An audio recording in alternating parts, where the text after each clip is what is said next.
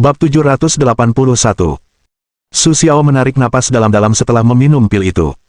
Dia merasa bagian dalam tubuhnya menjadi sangat dingin, seperti hembusan angin dingin yang melewati tubuhnya, sangat nyaman.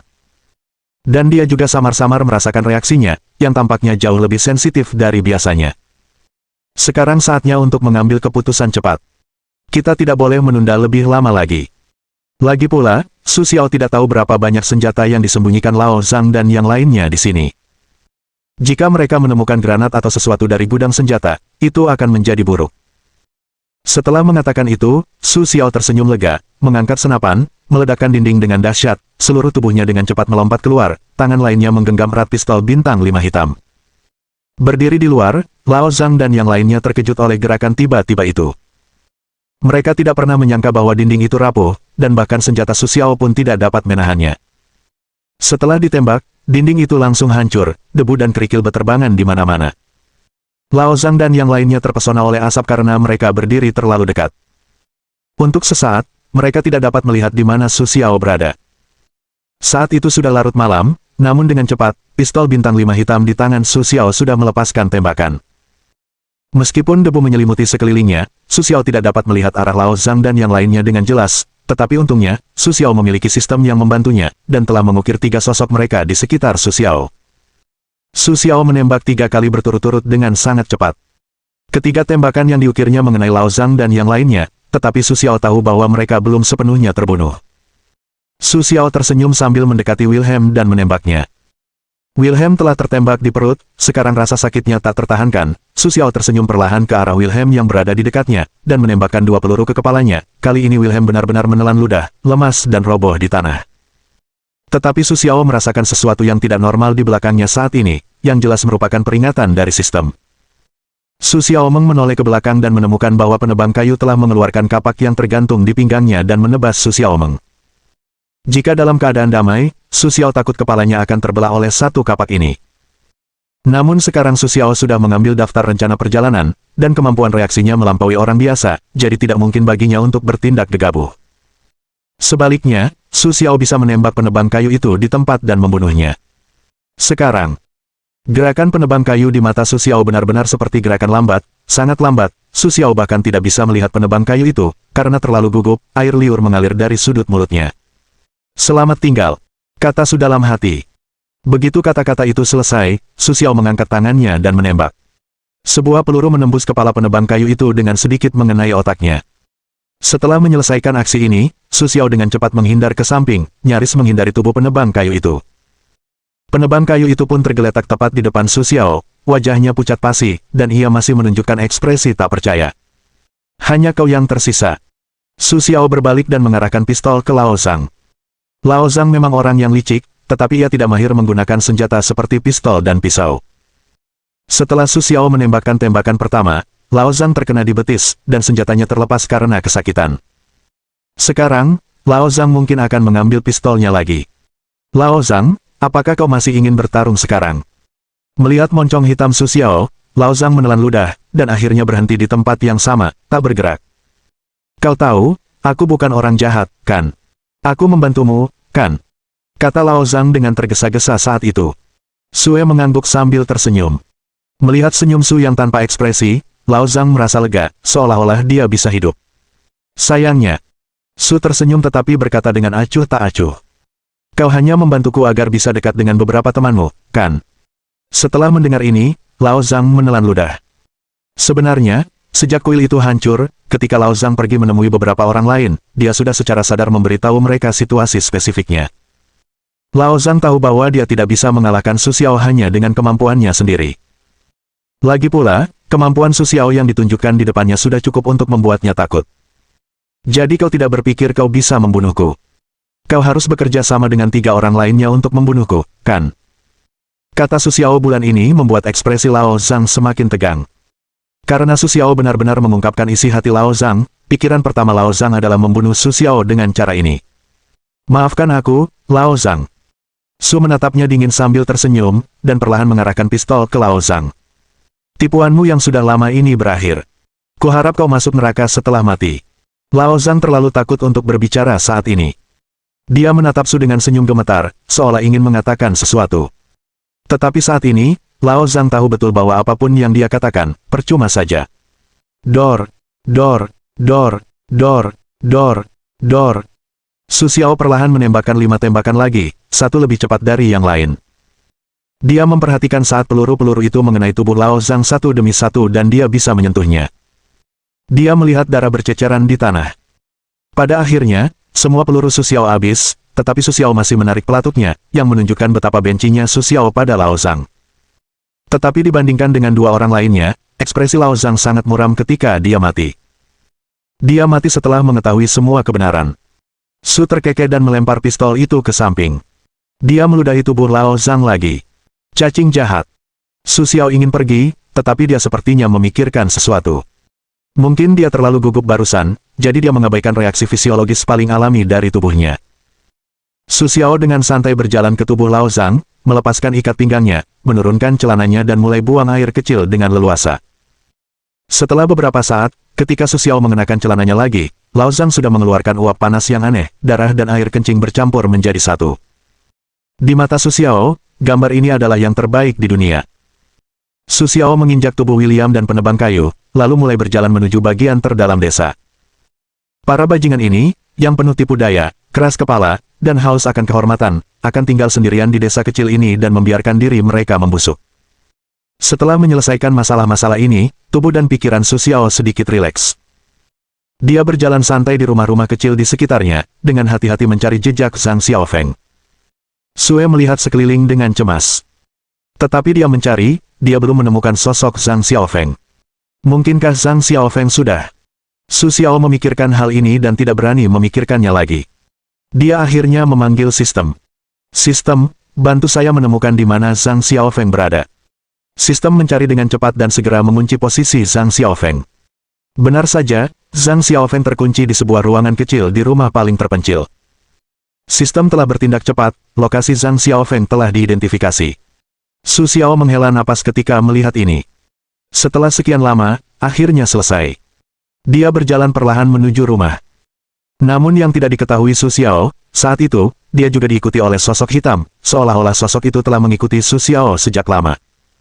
Su Xiao diam-diam membuka pintu, seberkas cahaya masuk ke ruangan yang gelap. Ruangan itu lembab, dingin, dan suram, seperti penjara.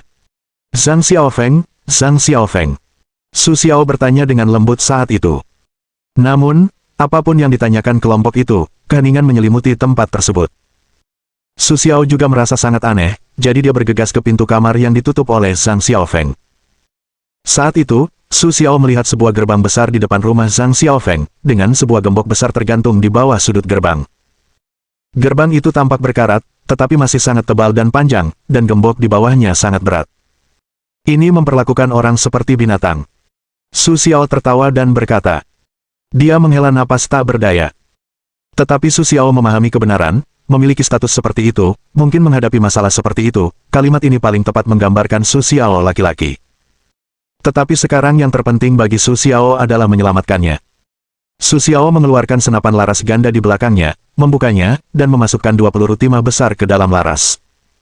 Zhang Xiaofeng, saya Su Xiao. Saya di sini untuk menyelamatkanmu sekarang. Kau harus sedikit menjauh dari pintu. Meskipun Su Xiao tidak tahu apakah Zhang Xiaofeng mendengarkannya atau tidak, dia tetap berdiri di sisi pintu dan membidik secara diagonal ke arah kunci besar di pintu. Bang! Jingle! Saat bunyi tembakan terdengar, kunci itu pecah berkeping-keping, jatuh ke tanah dengan bunyi berderak, dan karat di atasnya, serta sisa-sisa kayu di pintu berjatuhan satu persatu. Su Xiao dengan cepat melesat keluar dan menendang pintu hingga terbuka. Begitu pintu terbuka, dia melihat Zhang Xiaofeng meringkuk di sudut. Namun saat ini, Zhang Xiaofeng benar-benar berbeda dari Su Xiao saat pertama kali bertemu dengannya. Sekarang Zhang Xiaofeng tampak lesu, meringkuk di sudut seperti binatang yang terluka, terus-menerus terisak, tetapi dia tidak bisa berkata apa-apa. Tidak apa-apa. Ini aku. Apa kau ingat aku? Aku datang untuk menyelamatkanmu. Su Xiao menatap Zhang Xiaofeng seperti itu dan mendekatinya perlahan. Tapi mungkin cahaya di ruangan itu tidak cukup. Su Xiao takut Zhang Xiaofeng tidak bisa melihat wajahnya dengan jelas, jadi dia cepat-cepat mengeluarkan korek api yang dibawanya dan menyalakan api untuk menerangi wajahnya. Bukankah kau pikir aku berbohong padamu? Aku bilang itu aku. Tapi apa yang dikatakan Su Xiao tidak membuat Zhang Xiaofeng merasa tenang. Tapi tidak heran, bagaimanapun juga, sebagai putri dari keluarga besar, di mana dia pernah mengalami hal seperti itu sebelumnya. Untungnya, Lao Zhang dan kelompoknya tidak terlalu mempermalukan Zhang Xiaofeng, tetapi saya khawatir mereka sedikit menderita beberapa hari terakhir ini. Semuanya sudah berakhir. Semuanya sudah berakhir. Su Xiao perlahan membantu Zhang Xiaofeng berdiri dan keluar dengan tenang. Bab 782. Sekarang mereka berkeliaran di desa yang terbengkalai ini seperti hantu. Mereka tampak seperti teman lama desa ini, dan mereka juga tampak seperti hantu desa. Namun, Su Xiao berhasil menyelamatkan Zhang Xiaofeng. Tapi yang tidak diketahui Su Xiao adalah bayangan yang telah mengikuti Su Xiao di luar pintu telah menunggu lama. Ketika Su Xiaozhen melihat sosok itu dengan jelas, dia juga terkejut, tetapi kemudian dia tenang. Lao Liu, kenapa kau di sini? Su Xiao sangat terkejut melihat Lao Liu, tetapi dia berpikir bahwa Lao Liu mungkin khawatir tentang keselamatan Zhang Xiaofeng, jadi dia mengikutinya sepanjang jalan. Memikirkan Su Xiao, dia tidak banyak bicara. Lihat, aku telah memenuhi janjimu dan menyelamatkan Zhang Xiaofeng. Su berkata kepada Lao Liu sambil tersenyum. Tapi entah kenapa, dia merasa sangat terkejut saat ini, karena wajah Lao Liu tidak terlihat begitu baik. Lao Liu, ada apa denganmu? Su Xiao menatap Lao Liu dengan ekspresi yang sangat aneh. Tidak ada apa-apa. Terima kasih telah menyelamatkannya. Meskipun Lao Liu mengatakan demikian, ekspresinya membuat orang merasa sangat tidak nyaman, seolah-olah dia tidak merasakan sedikit pun kegembiraan karena Zhang Xiaofeng diselamatkan. Saat ini, Zhang Xiaofeng, yang berdiri di samping Su Xiao, juga merasa sangat terbiasa. Lao Liu telah melayaninya begitu lama, tetapi dia belum pernah melihat Lao Liu dengan ekspresi seperti itu. Saya sangat berterima kasih kepada Anda dan Direktur Lin karena berada di sini pada saat yang bersamaan. Kau tahu kau telah menghemat banyak waktuku. Pada saat ini, wajah Liu Changchang tua tiba-tiba menunjukkan sedikit niat membunuh. Su Xiao berpikir dalam hatinya. Ini tidak baik. Jadi aku tidak perlu membunuhmu satu persatu. Begitu kata-kata Liu Changchang keluar, matanya langsung melotot. Sistem di pikiran Su Xiao juga memberikan alarm yang sangat kuat. Tapi saat ini, dia terkejut. Dia tidak tahu harus bersembunyi di mana. Menurut informasi di sisi sistem ini, Su Xiao tertawa karena ada orang yang bersembunyi di sekitar sini. Satu tembakan, semburan darah berhamburan, meskipun Su Xiao tidak tahu kemana dia tertembak, tetapi secara otomatis menunduk. Bang! Pada tembakan kedua, Su Xiao melihat sutra hijau melayang di depannya. Bang! Pada tembakan ketiga, saat ini, dia akhirnya merasakan sakit, dia merasakan perut dan dadanya terbakar, sakit secara umum, tetapi dibandingkan dengan rasa sakit itu, aroma sisa Zhang Xiaofeng terasa tidak pada tempatnya. Bang! Tembakan keempat, saat ini, aroma tubuh Su Xiao juga memudar, dan perlahan mulai tertutupi oleh bau darah. Dada dan bahu Zhang Xiaofeng bahkan terkena dua tembakan, saat ini, dia jatuh seperti Su Xiao. Lao Liu, ini. Su tidak bisa melanjutkan setengah leluconnya. Tenggorokannya penuh darah. Dia tersedak saat mengucapkan setengah lelucon, dan seteguk darah menyembur keluar dari mulutnya. Tahukah kau berapa lama aku memikirkan rencana ini? Lao Liu dengan santai berjalan ke Su Xiao dan berkata sambil tersenyum. Saat ini, Lao Liu tidak lagi jujur dan setia seperti saat bertemu dengannya. Tapi Su Xiao masih tidak mengerti mengapa dia tiba-tiba membunuh Su Xiao dan Zhang Xiaofeng saat ini. Tapi Lao Liu sepertinya telah menebak apa yang dipikirkan Su Xiao. Dia berkata dengan bangga, tahukah kau, berapa nilai harta keluarga Zhang Xiaofeng?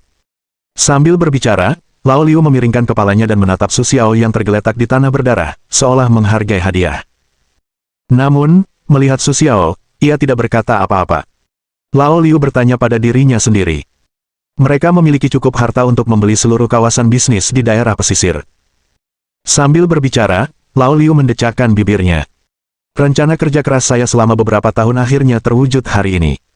Lao Liu menatap Su Xiao saat ini, tetapi Su Xiao segera dapat memahami sesuatu dari matanya. Apakah Zhang Xiaofeng keluarga mereka? Tetapi Lao Liu langsung menyela Su Xiao. Ya, saya yang melakukannya. Saya yang melakukan semua ini. Lao Liu berkata dengan bangga. Saya tahu bahwa keluarga mereka bergerak di bidang bahan obat-obatan, jadi metode konvensional seperti meracuni dan sebagainya tidak akan berhasil. Bos dan istrinya adalah orang-orang yang sangat berpengalaman. Jika saya membakar racunnya, mereka akan langsung mencium baunya. Lao Liu berkata sambil mondar-mandir, kali ini melakukan penyergapan di sekitar, beberapa adik laki-laki di atap juga melompat turun, berdiri di samping Lao Liu, juga mengamati Lao Liu sambil tersenyum. Jadi aku menggunakan cara yang sama sekali tidak bisa mereka pikirkan. Tetapi ketika Lao Liu mengatakan ini, mata Zhang Xiaofeng melebar. Pada saat ini, Lao Liu menatap Zhang Xiaofeng dengan tatapan penuh penghargaan. Ya, kau pasti sudah menebaknya. Aku harus mengakui bahwa kau sangat cerdas. Sayangnya, kau dan aku tidak berada di kubu yang sama. Sebagai satu-satunya putri Zhang Jia, aku harus membunuh mereka bersamamu. Lao Liu berkata sambil menyentuh kepalanya. Di mana tadi saya bilang, oh ya, coba tebak bagaimana saya membawa mereka semua ke rumah sakit. Lao Liu menatap Su dengan penuh arti dan berkata sambil tersenyum. Kurasa kau tak bisa membayangkan bahwa aku menggunakan ilmu hitam untuk mengutuk mereka dan membuat mereka pergi ke rumah sakit. Saat Lao Liu mengatakan ini, matanya membelalak. Bahkan aku sendiri tak bisa membayangkan ada begitu banyak hal berguna di dunia ini. Hanya saja waktu pelepasan kutukannya agak lama. Aku telah melakukan penempatan yang tepat di rumah mereka dan di tempat-tempat di mana mereka sering muncul dalam kelompok. Agar tidak menarik perhatian, aku secara khusus memilih ilmu hitam yang efeknya paling lambat tetapi paling beracun untuk mengutuk mereka. Akibatnya, kau bisa melihat mereka tidak tahu mengapa mereka pergi ke rumah sakit. Bahkan dokter paling terkenal dengan peralatan medis paling canggih pun tidak dapat menemukan apa yang salah dengan mereka. Saat Lao Liu mengatakan ini, matanya berputar. Atau mungkin mereka memiliki masalah di seluruh tubuh. Di akhir kalimat ini, Su Xiao dan Zhang Xiaofeng keduanya telah meninggal. Baik dari segi penampilan maupun aspek lainnya, Su Xiao dan Zhang Xiaofeng hanya memiliki satu napas tersisa. Pokoknya, selamat menikmati waktu terakhir kalian. Lao Liu berbalik untuk pergi saat itu, tetapi keempat pria yang berada di sekitarnya juga bergegas menghampirinya. Bos Liu, bagaimana dengan hadiah kami? Keempat bandit itu berkata sambil tersenyum. Oh, aku hampir lupa bahwa kalian para bandit juga menginginkan hadiah. Tidak masalah. Aku akan memberi kalian hadiah besar untuk saudara kalian, Scar. Kata Lao Liu dengan penuh makna. Tetapi setelah para bandit tidak menanggapi, Lao Liu dengan cepat mengeluarkan dua senapan mesin ringan Scorpion dari mantelnya. Dada-dada. Saat ini tembakan beruntun yang sangat cepat. Keempat bandit di sekitarnya tidak akan percaya bahwa Lao Liu membunuh mereka bersama-sama sampai mereka mati. Tetapi mereka masih bernapas. Lao Liu juga dengan jijik meludahi tubuh mereka. Aku sangat menyesal, tetapi aku tidak bisa berbuat apa-apa. Aku sangat malu karena terpaksa bekerja sama dengan kalian para bandit untuk mendapatkan keuntungan sementara. Tapi tidak masalah. Tidak ada yang boleh tahu apa yang terjadi di sini hari ini. Lao Liu sepertinya memikirkan sesuatu saat itu, jadi dia menoleh ke Zhang Xiaofeng dan berkata, kau tak perlu khawatir. Aku akan mengambil alih semua urusan keluargamu. Tapi ada satu masalah kecil, yaitu, nama keluarga kelompokmu harus diubah dari Zhang menjadi Liu. Lao Liu memukul Zhang Xiaofeng dengan punggung tangannya saat itu. Tubuh Zhang Xiaofeng yang lemah bergetar lebih hebat setelah dipukul. Lao Liu tertawa dan pergi, seketika menghilang dari pandangan Su Xiao. Namun kini Su Xiao ingin bersumpah, karena tenggorokannya penuh darah. Ia hanya bisa menatap Zhang Xiaofeng dengan gemetar. Tetapi saat ini, Zhang Xiaofeng sepertinya bernapas lega. Ia sepertinya memiliki sesuatu yang mendesak untuk disampaikan kepada Su Xiao. Biksu terkemuka tanpa nama penyelamat orang tua Lao Liu. Zhang Xiaofeng berkata kepada Su Xiao dengan napas terakhirnya. Bunuh. Ia berusaha sekuat tenaga untuk menyelesaikan kalimat terakhir, lalu menelan ludah. Namun matanya masih belum tertutup. Sebaliknya, ia menatap Su Xiao dan tertawa. Inilah kematian legendaris. Ia tidak ingin Su Xiao mati bersamanya. Ia ingin Su Xiao keluar hidup-hidup. Jika seseorang dari neraka datang untuk meminta nyawanya sekarang, ia takut akan diusir kembali ke neraka oleh tatapannya. Taruhan Zhang Xiaofeng benar, karena bahkan tanpa nasihat Zhang Xiaofeng, Su Xiao akan berusaha sekuat tenaga untuk bertahan hidup. Bagaimanapun, ia tidak lupa bahwa tugasnya adalah untuk memulihkan pecahan yang hilang dan mensintesis tungku alkimia. Melihat Lao Liu telah pergi jauh, Su Xiao dengan cepat mengulurkan tangannya dan mengeluarkan beberapa pil dari sakunya. Dia memasukkan semuanya ke mulutnya dan menelan darah yang bercampur. Sekarang Su Xiao tidak lagi khawatir tentang konflik dan sebagainya. Dia hanya ingin hidup sekuat tenaga. Benar saja, setelah beberapa saat, Su Xiao merasa kekuatannya perlahan pulih, dan lukanya perlahan sembuh, tetapi dia masih sangat lemah dan masih perlu istirahat.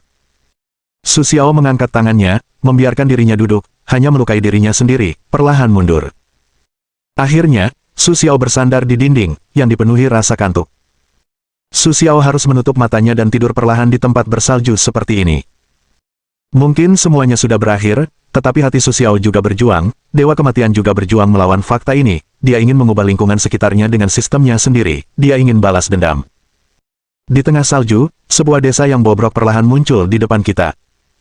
Melalui angin dan salju, kita dapat dengan jelas melihat bahwa desa itu telah lama ditinggalkan, tanpa jejak manusia. Selain itu, desa tersebut terletak di tempat yang sangat terpencil. Biasanya, bahkan hewan dan burung pun jarang mengunjungi tempat ini, tetapi hari ini desa tersebut berbeda.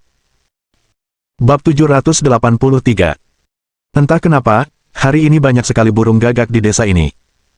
Musim dingin sudah dekat, dan hewan-hewan di sekitar sini semakin sulit menemukan makanan. Bukan hanya manusia, tetapi juga hewan, hampir tidak bisa bertahan hidup di lingkungan yang sulit seperti ini. Hari ini, sepertinya ada sesuatu yang menarik perhatian burung gagak. Kuek, kuek. Burung gagak itu menari-nari liar di langit. Ia mengepakkan sayap hitamnya, dan bulu-bulu hitam yang layu berjatuhan dari sayapnya ke tanah. Saat itu, bulu-bulu itu tampak seperti pembawa pesan kematian. Bulu-bulu itu jatuh secara acak di atas mayat-mayat tersebut.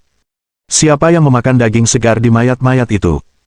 Bagi orang-orang yang tak bisa berkata-kata ini, setidaknya, mayat-mayat ini jauh lebih baik daripada sisa darah dan daging di tempat lain. Su Xiao telah tidur paksa untuk waktu yang lama. Bahkan Su Xiao sendiri tidak tahu sudah berapa lama ia tidur. Tetapi dalam kegelapan, ia merasakan sebuah kekuatan membangunkannya. Ia tahu bahwa ia tidak bisa tidur seperti ini, jika tidak, ia mungkin tidak akan pernah bangun lagi. Su Xiao tiba-tiba membuka matanya dan seluruh tubuhnya tersentak. Keterkejutannya tidak berpengaruh. Dia menakut-nakuti beberapa burung gagak hingga terbang di sekitarnya. Sialan, sialan. Su Xiao terengah-engah lemah. Dia tidak tahu berapa lama dia tertidur, tetapi dia tahu bahwa dia sangat mengantuk saat minum pil.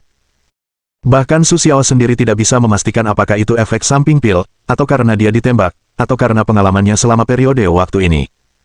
Ini benar-benar melelahkan baginya. Tetapi dia terlahir dengan rasa misi, dan dia terbangun. Pada saat ini, Su Xiao tiba-tiba melihat Zhang Xiaofeng tergeletak di tanah. Jelas, dia sudah lama meninggal. Di tempat yang dingin ini, bahkan orang yang hidup pun sulit bertahan hidup. Selain itu, Zhang Xiaofeng sudah mati. Area darah yang luas di sekitarnya telah membeku. Dari kejauhan terlihat seperti daun maple, yang sangat mencolok dan menyilaukan. Beberapa burung gagak berdiri di depan Su Xiao. Su Xiao tidak tahan melihat Zhang Xiaofeng.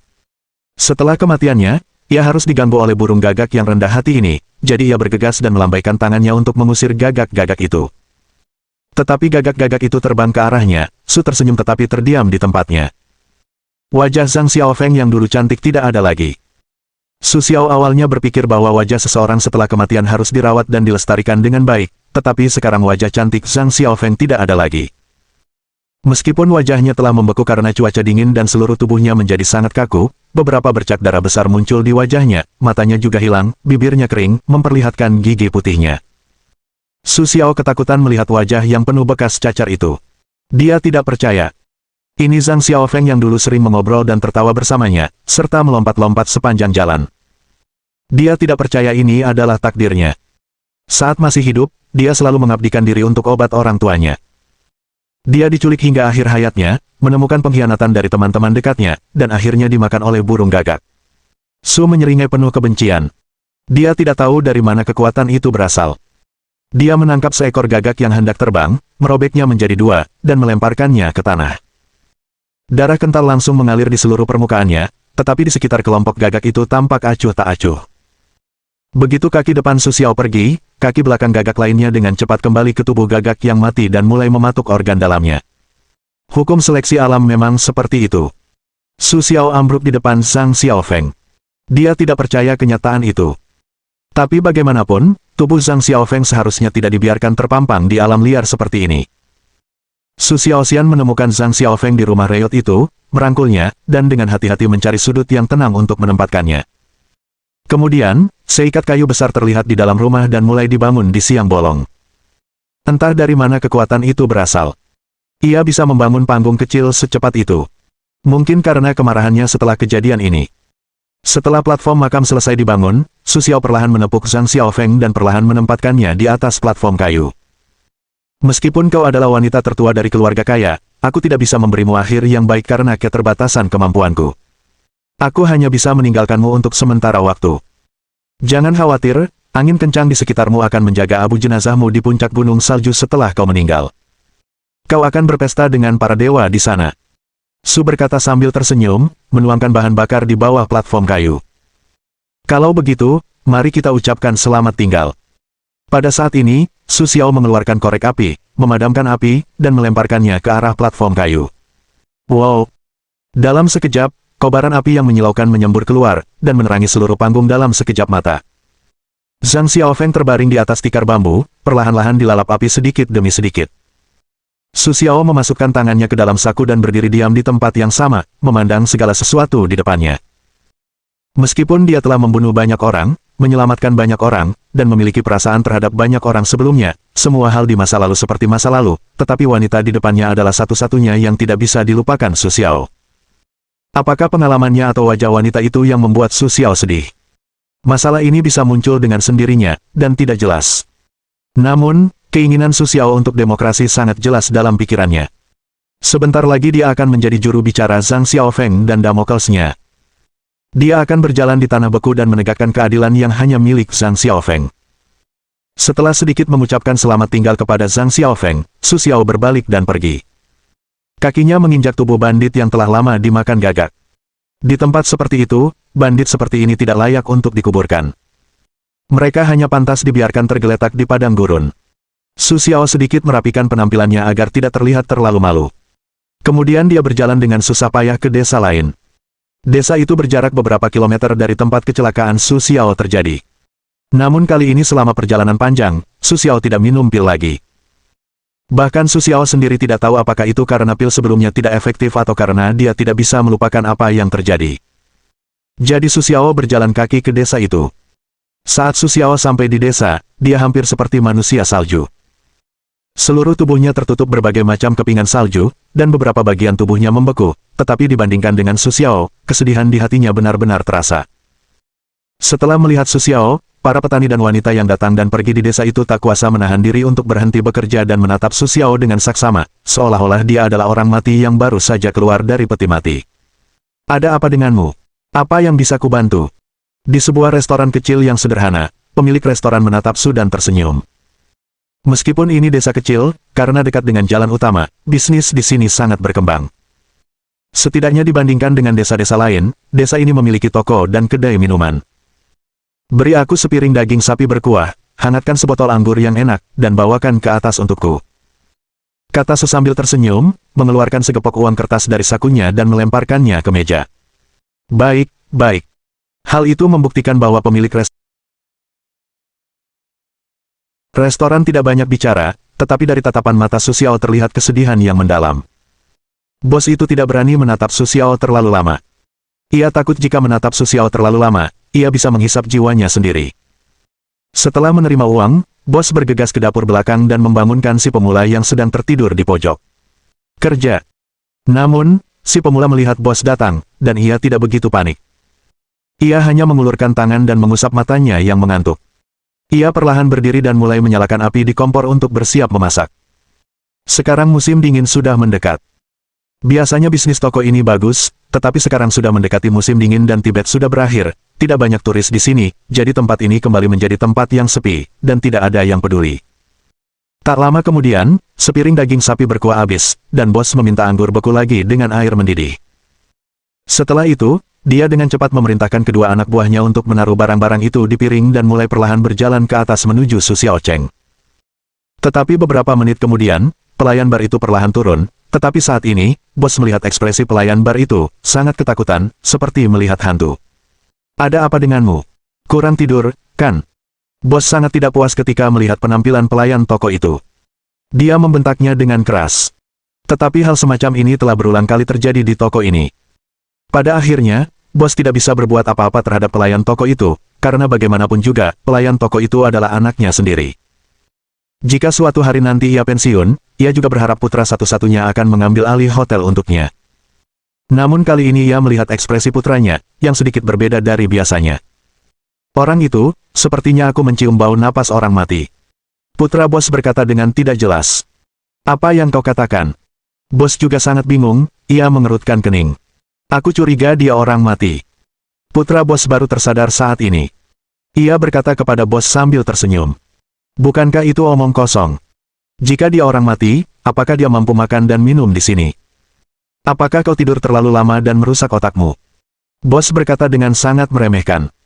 Mungkin kau belum pernah mendengar tentang orang mati yang hidup di Gunung Everest. Putra bos tidak lagi peduli dengan ayahnya yang kuno.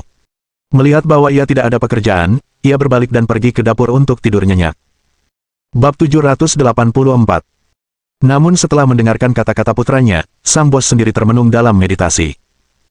Meskipun ia adalah penduduk asli Tibet, ia pernah mendengar desas-desus tentang keberadaan orang mati hidup di gunung bersalju. Saat itu, ia hanya merasa bahwa itu hanya digunakan oleh nenek-nenek desa atau wanita biasa untuk menakut-nakuti anak-anak. Tetapi hari ini, setelah melihat Su Xiao, ia tidak berpikir demikian. Tampaknya pada saat itu, ia benar-benar melihat keberadaan orang mati hidup. Saat ini, Su Xiao, yang berada di lantai atas restoran, tampak sangat lapar. Dalam sekejap mata, ia bisa menghabiskan semua daging sapi berkuah di depannya. Mungkin karena ia baru saja pulih, sehingga ia sangat membutuhkan makanan yang lebih bergizi. Tetapi setelah perutnya kenyang, ia terutama merasa khawatir. Ia duduk di kursi dan minum anggur hangat di depannya cangkir demi cangkir. Sekarang Su Xiao memiliki pemahaman awal tentang perkembangan keseluruhan hal ini. Untuk memperebutkan Zhang Xiaofeng dan harta keluarga mereka, Lao Liu telah menghabiskan beberapa tahun merencanakan semua ini. Namun, dia tidak menyangka Zhang Xiaofeng akan datang ke Tibet atau bertemu Su Xiao. Untuk mencegah tindakan dan rencananya terbongkar, dia hanya bisa memikirkan beberapa strategi untuk membunuh Zhang Xiaofeng dan Su Xiao bersama-sama. Tetapi dia tidak menyangka Zhang Xiaofeng diculik oleh Zhang Gang Tua tak lama setelah dia tiba di Tibet. Liu Tua baru saja tiba, dan Zhang Gang Tua menculik Zhang Xiaofeng, dan mereka tidak akan menyakitinya. Jadi dia mengirim Su Xiao untuk mengusir Zhang Gang Tua. Setelah itu, dia membunuh Su Xiao bersamanya. Dengan cara ini, semua orang yang ada hubungannya dengannya mati, dan dia hanya ingin membunuhnya. Ada satu orang, Liu Tua tidak bisa menggerakkannya sekarang. Sue berpikir sambil tersenyum dan meletakkan gelas ke mulutnya. Orang ini adalah Scar. Meskipun dia bukan pemimpin bandit terkuat di sini, dia juga orang yang terkenal. Setelah semua ini, Liu Tua akan segera kembali ke daerah pedalaman, atau secara bertahap mengambil alih seluruh kelompok keluarga Zhang Xiaofeng. Tapi Su Xiao belum bisa pergi. Dia harus mencari tahu latar belakang Lao Liu dan informasi lainnya dalam waktu singkat, agar dia bisa bertindak sesuka hati. Jika tidak, jika dia kembali dengan gegabah, dia akan dituntut terlebih dahulu oleh penjahat Lao Liu, dan Su Xiao yang abadi akan membunuh Zhang Xiaofeng. Sekarang titik terobosannya adalah Scar.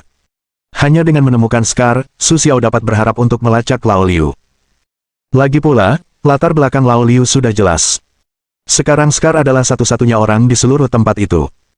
Setelah selesai makan, Su Xiao berjalan perlahan menuruni tangga, tetapi ketika dia melihat Su tertawa di bawah, pemilik restoran juga menatapnya dengan gugup.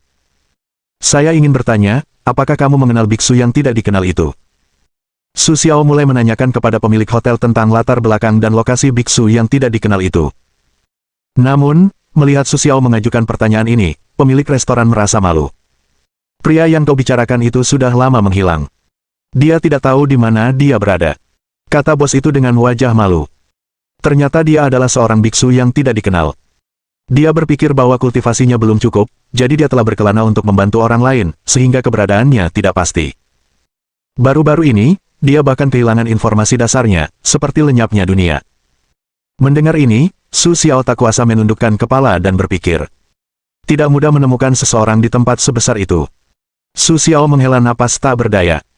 Sepertinya sangat sulit untuk memenuhi keinginan Zhang Xiaofeng yang telah lama diidamkannya sebelum dia meninggal. Tapi bagaimanapun juga, Su Xiao adalah pria yang menepati janji. Karena dia telah berjanji untuk melakukannya, dia akan melakukannya. Melihat apa yang tidak diketahui bos itu, Su Xiao pergi dengan tak berdaya. Tunggu sebentar. Saat itu, bos menghentikan tawa Su. Aku dengar tempat terakhir biksu tadi kenal itu muncul adalah di desa Hongshan. Bos menatap Su dengan wajah merasa bersalah dan tertawa. Aku tidak keberatan membantumu jika kau mencarinya. Tapi Su Xiao tidak banyak bicara saat itu, hanya mengangguk dingin dan kembali. Bos menatap punggung Su Xiao dan mendesah dalam hati bahwa Su Xiao adalah pria dengan kemampuan luar biasa. Dia pasti akan mencapai sesuatu yang hebat di masa depan. Jadi Su Xiao harus membeli beberapa kebutuhan di desa, lalu membeli ransel kulit di toko kecil di pinggir jalan. Setelah semua kebutuhan dimasukkan, Su Xiao mengenakan ransel dan menghilang di tengah salju. Di pinggir jalan, Su Xiao menghentikan mobil dan bergegas ke desa Gunung Merah seperti yang dikatakan bos. Sekarang pasukan begitu mahal dan cepat, bahkan Lao Liu kembali ke perusahaan Zhang Xiaofeng, tidak mudah untuk mengambil alih seluruh grup mereka.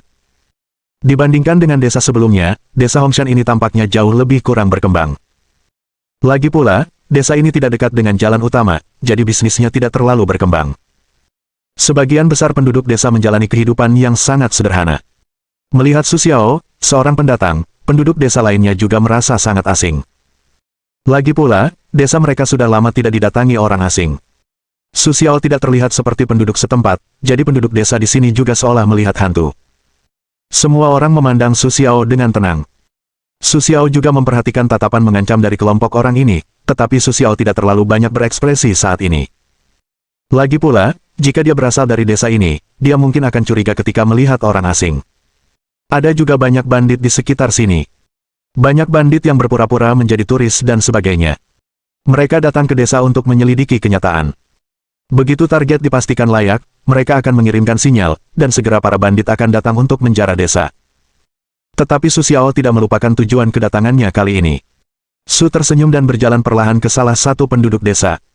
Penduduk desa ini, sekarang dia sedang mengerjakan kerajinan tangan di kepalanya. Halo, sesama warga desa. Su Xiao tahu bahwa wajahnya tidak terlihat begitu baik sekarang, tetapi dia memaksakan senyum. Tetapi penduduk desa itu, menatap Su Xiao, terus sibuk dengan pekerjaannya dan mengabaikannya. Saya ingin bertanya apakah biksu tadi kenal itu pernah muncul di sini. Mata penduduk desa itu melebar ketika mendengar kalimat ini. Namun kemudian ia kembali tenang. Aku belum pernah mendengar tentang biksu tadi kenal. Aku tidak mengenalnya. Melihat kelompok penduduk desa itu acuh tak acuh, Su Xiao pun malu untuk bertanya lebih banyak. Ia harus menjelaskan kepada mereka bahwa setelah berterima kasih, ia menemukan sebuah rumah pertanian. Keluarga itu mengeluarkan sejumlah uang untuk menyewa rumah kecil bersama mereka dan tinggal sementara. Meskipun rumah ini tidak besar, cukup bagi Su Xiao untuk tinggal sendirian di sini.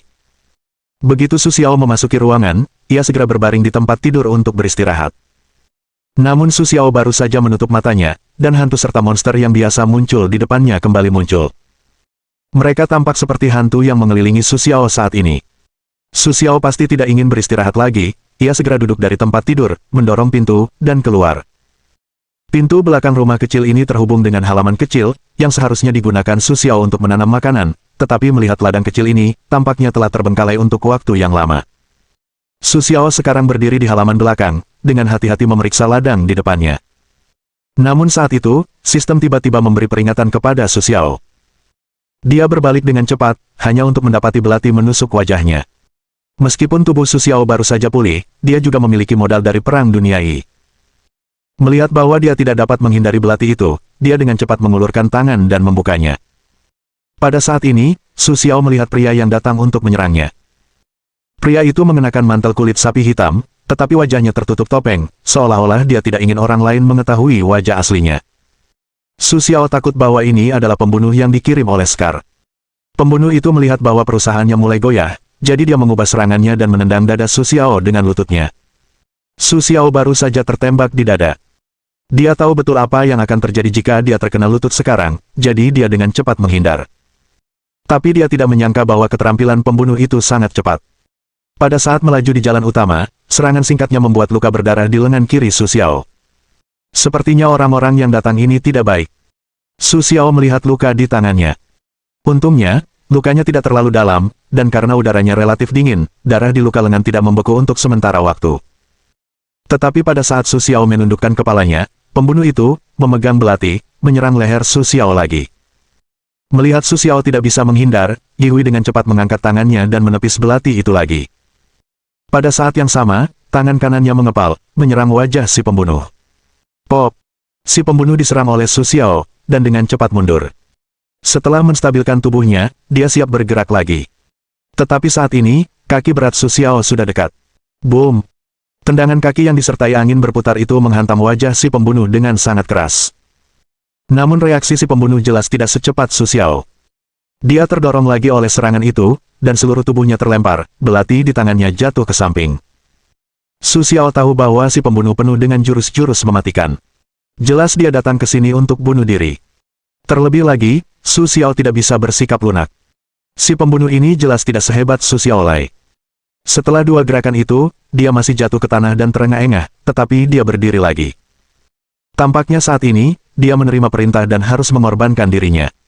Melihat si pembunuh berdiri, Su Xiao tidak berani mengabaikannya, dan dengan cepat mengatur posisinya untuk bersiap menghadapi serangan berikutnya. Bab 785.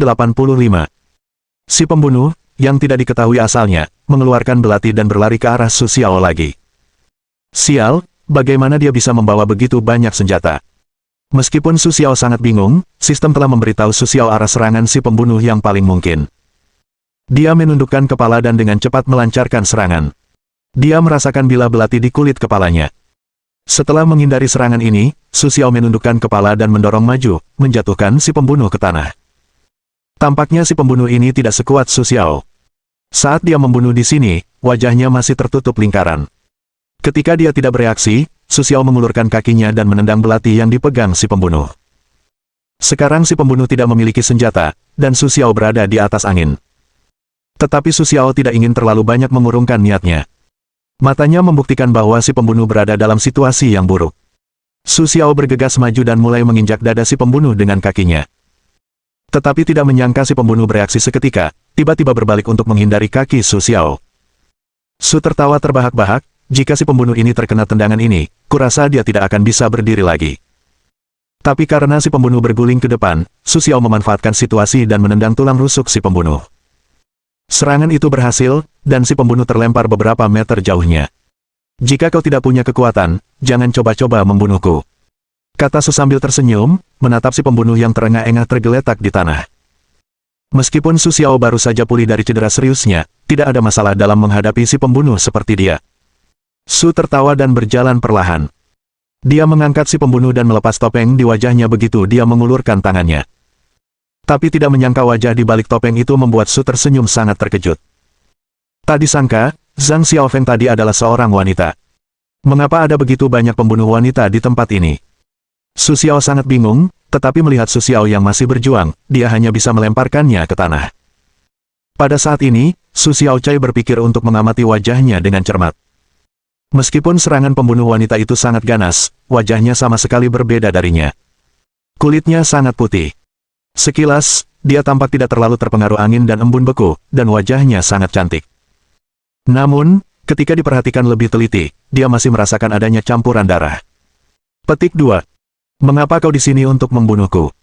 Su Xiao bertanya dengan sangat bingung. Saat ini, Su Xiao bereaksi. Jika itu anak buah Scar, aku khawatir seluruh desa akan terkepung saat ini. Namun, dia merasa bahwa semuanya di sekitarnya sama saja, dan tidak ada gangguan yang berbeda, jadi dia mulai menyimpulkan bahwa pembunuh itu bukanlah anak buah Scar. Kau tidak bisa mengancam biksu itu sampai mati. Pembunuh wanita itu duduk di tanah dan berkata dengan kejam. Biksu terkemuka. Saat ini, Su Xiao menyadari bahwa pembunuh wanita itu adalah bawahan biksu yang tidak dikenal. Su Xiao berpikir, tetapi tidak menyangka bahwa pembunuh wanita itu diam-diam mengambil belati, ingin bunuh diri. Reaksi cepat Su Xiao membuatnya terlempar dan menendang belati itu lagi. Mengapa kau menderita? Su Xiao melihat tindakan pembunuh wanita ini, sangat bingung. Tidak peduli seberapa banyak kebaikan yang telah dilakukan biksu terkemuka itu, tidak perlu mengorbankan nyawanya untuknya. Meskipun Su Xiao berpikir demikian dalam hatinya, pembunuh wanita di tanah itu sangat tidak puas saat ini.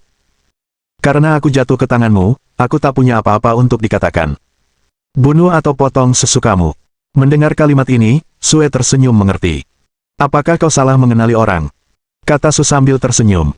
Pembunuh wanita itu mengangkat wajahnya, menatap Su dengan saksama dan tertawa. Bukankah kau dari hutan hujan? Mendengar kalimat ini, Su tersenyum lebih bingung. Hutan hujan apa? Aku belum pernah mendengarnya. Aku hanya ditugaskan datang ke sini untuk mencari biksu terkemuka. Pembunuh wanita itu berdiri dengan curiga dan menepuk-nepuk debu di tubuhnya. Kau yakin tidak berbohong padaku? Jika kau ingin menipuku, aku bisa memberitahumu bahwa aku telah membunuh beberapa orang sepertimu, dan kau bukan satu-satunya. Melihat si pembunuh, yang masih mencoba mengancam dirinya sendiri, Su Xiao hanya tersenyum lembut. Ya, aku berjanji tidak berbohong padamu.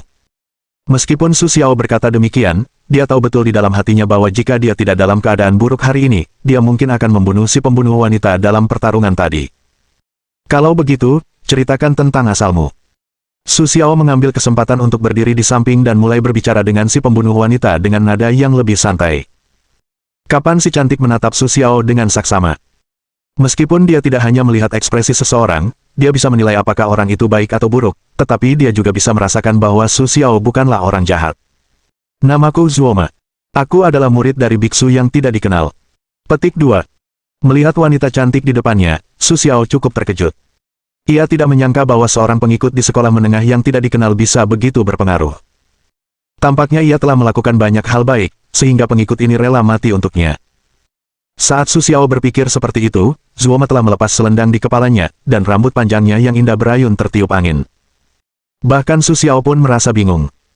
Jika mengesampingkan apa yang baru saja dilakukannya, Su Xiao pastilah seorang wanita cantik dengan penampilan yang sangat anggun. Tapi bagaimana mungkin wanita seperti itu bisa menjadi pengikut? Meskipun Su Xiao sangat curiga, ia tidak bertanya. Lagi pula, ia tahu betul bahwa di tempat seperti ini, semua orang dan hal-hal berbeda dari tempat asalnya, dan beberapa di antaranya sulit dipahami. Itu wajar. Kurasa yang bisa kita lakukan sekarang adalah berusaha sebaik mungkin untuk memahaminya. Su Xiao melanjutkan. Apakah kau tahu di mana biksu yang tidak dikenal itu berada? Zuoma melihat ekspresi Su Xiao dan mengangguk setelah memastikan bahwa Su Xiao benar-benar orang yang dapat dipercaya. Guru saya sedang menyendiri akhir-akhir ini. Mungkin akan merepotkan untuk bertemu orang.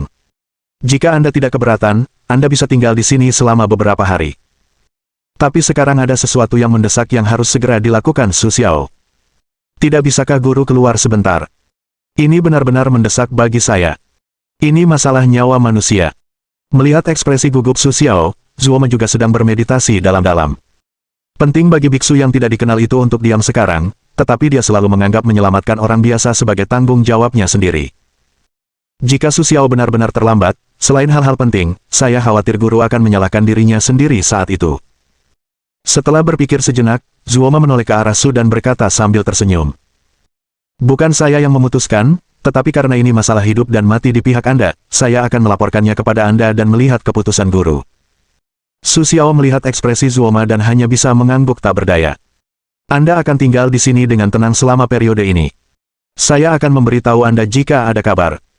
Zuoma berkata kepada Su sambil tersenyum. Su mengangguk sambil tersenyum, tetapi ketika dia ragu-ragu, Zuoma sudah menghilang.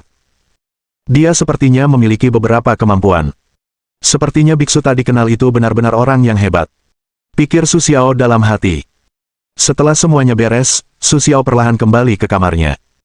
Semuanya sama di kamar itu, tetapi sekarang dia sendirian, sebaliknya, dia tampak sedikit kesepian. Tak lama setelah matahari terbenam, semuanya di Gunung Barat kembali sunyi.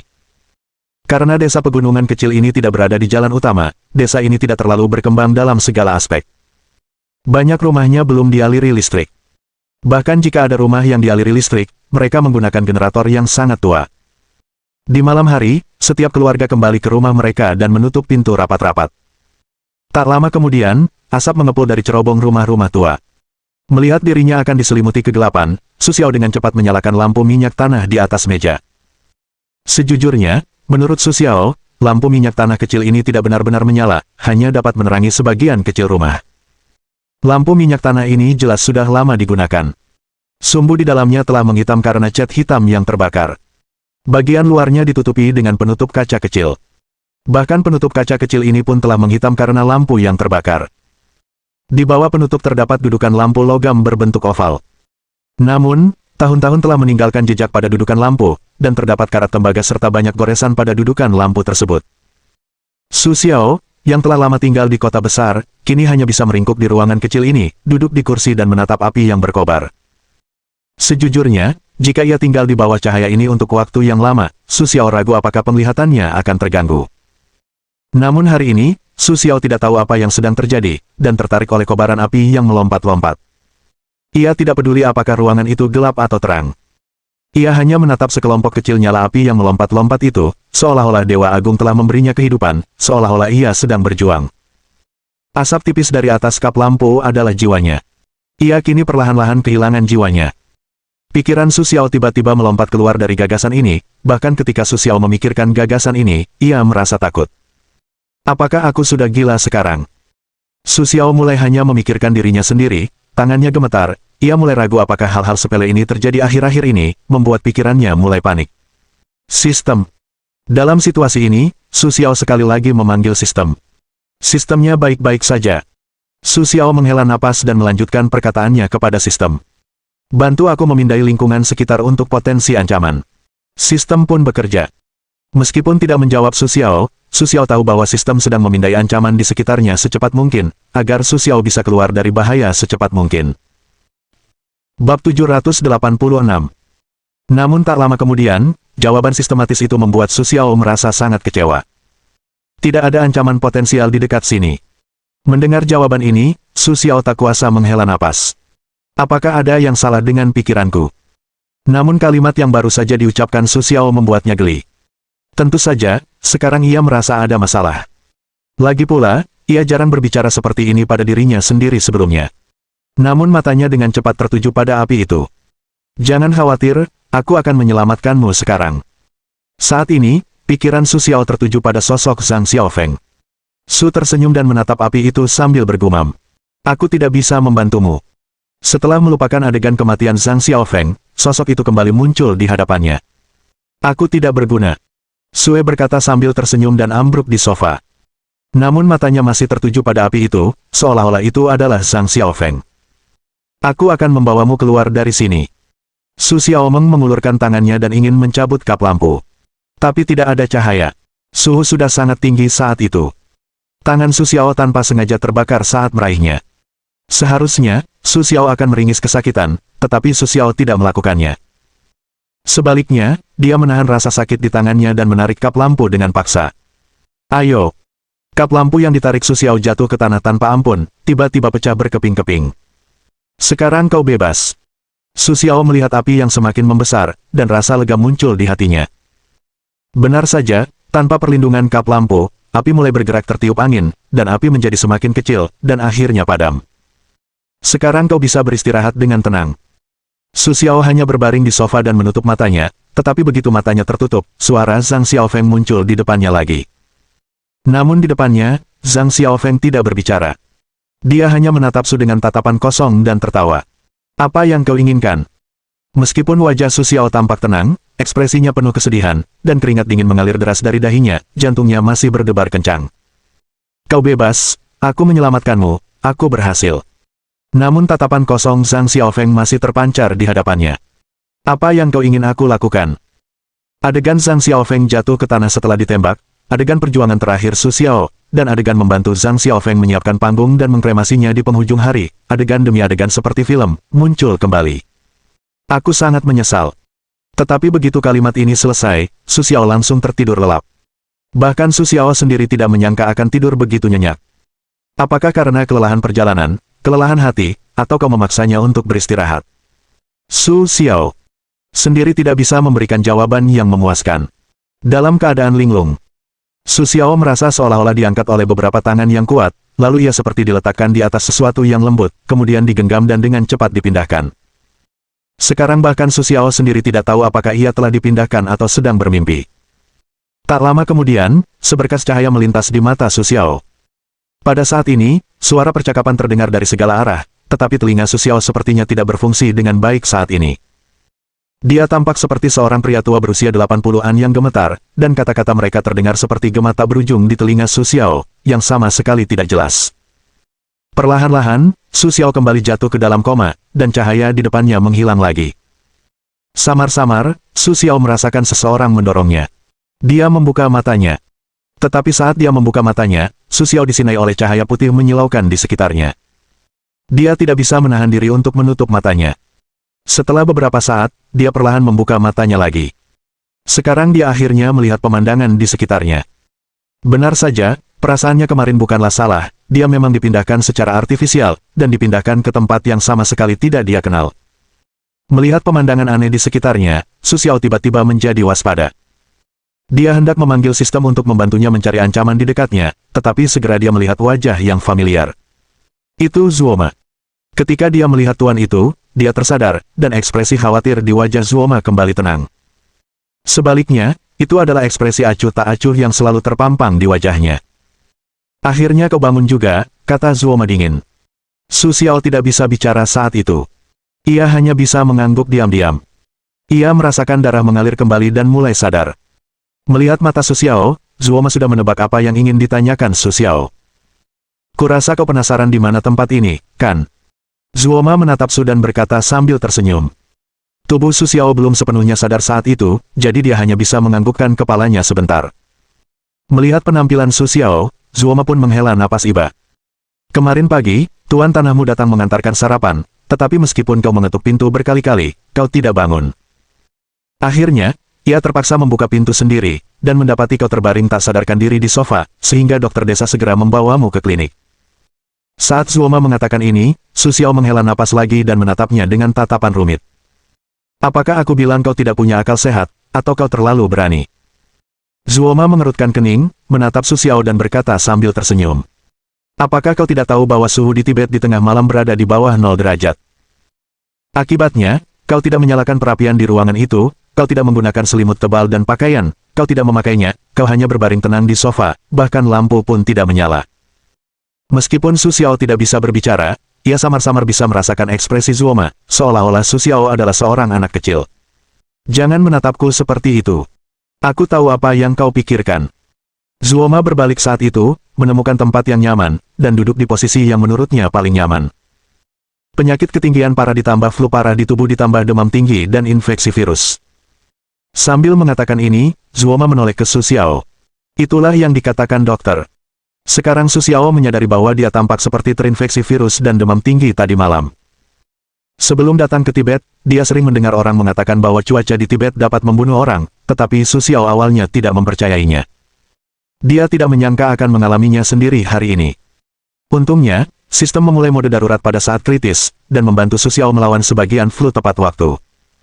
Dengan mendirikan pos jaga, Su Xiao tidak membeku sampai mati malam itu. Benar saja, pil itu tidak bisa menghentikan. Su Xiao sangat sadar, meskipun dia memiliki sistem yang membantunya, dan tubuhnya dipenuhi berbagai macam pil ajaib, tetapi tanpa itu, dia hanyalah manusia biasa, dan tidak memiliki kemampuan untuk melawan cuaca dingin.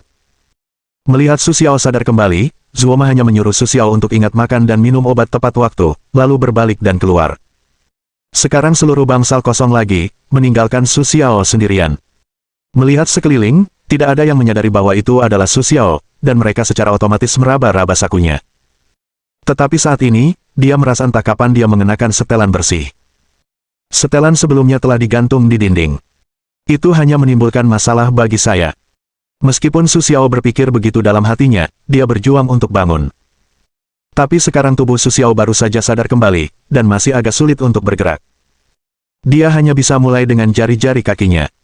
Dia ingin berusaha sekuat tenaga untuk menggerakkan jari-jari kakinya, seluruh telapak kaki, seluruh kaki, dan pinggang, tangan, leher, dan kepala. Tapi setiap kali bergerak, Su Xiao harus menahan rasa sakit yang hebat, tetapi dia hanya bisa bertahan dan membiarkan dirinya bangun. Ketika Su Xiao merasa bisa berjalan, dia mencabut jarum di pergelangan tangannya, meletakkan tangannya di tempat tidur dan berdiri perlahan.